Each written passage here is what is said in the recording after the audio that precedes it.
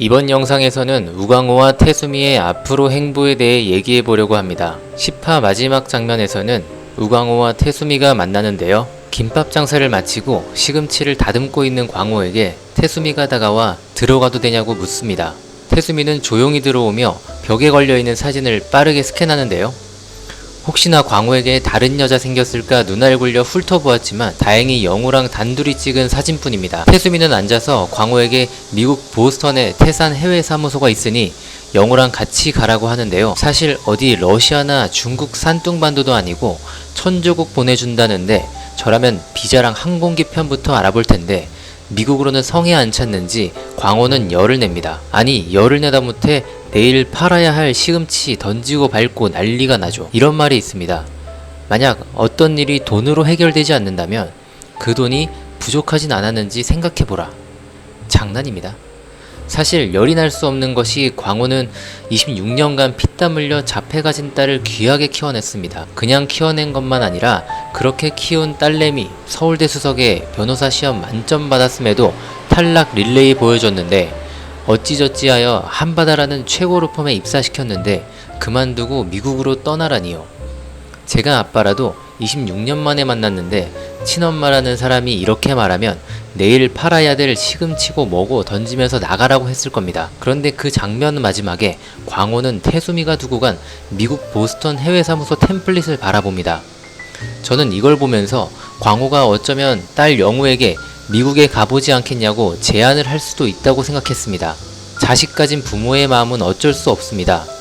광호는 영우가 행복했으면 하지만 지금 영우가 한바다에서 자폐로 인해 얼마나 힘들어하는지 알고 있습니다.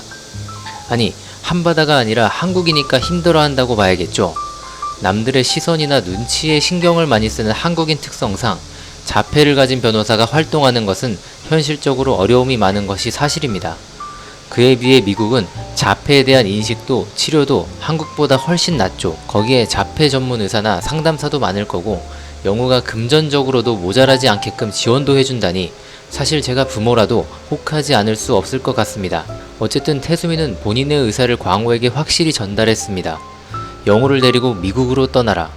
그녀는 무조건 법무부 장관을 해야만 한다는 의지가 확고해 보였습니다. 그리고 영우와 광호라는 자신의 약점을 없애기 위해 광호를 계속해서 회유하고 협박할 것 같습니다. 지금 그녀가 가진 유일한 약점은 영우이기 때문이죠. 광호는 자존심과 배신감 때문에 태수미에게 감정적으로 대했지만 많은 생각이 들 것 같습니다. 영우는 자신이 혼자 키운 귀한 친딸이고 그 누구보다 영우가 행복하길 바라는 사람이기 때문입니다. 그리고 영우가 성인이 되어 어엿한 변호사가 되었다고 해도 자폐라는 장애를 가졌기에 본인이 평생을 따라다니면서 책임을 져야 한다고 생각할 겁니다. 이 드라마는 자폐라는 장애를 가진 주인공이 살아가면서 겪는 현실적인 일들이 많이 나옵니다. 특히 오지랖 넓은 대한민국 사회에서 자폐에 대한 사람들의 불편한 시선들이 그려지는데요. 실제 우리들도 이런 현실적인 상황에 많이 부딪힙니다.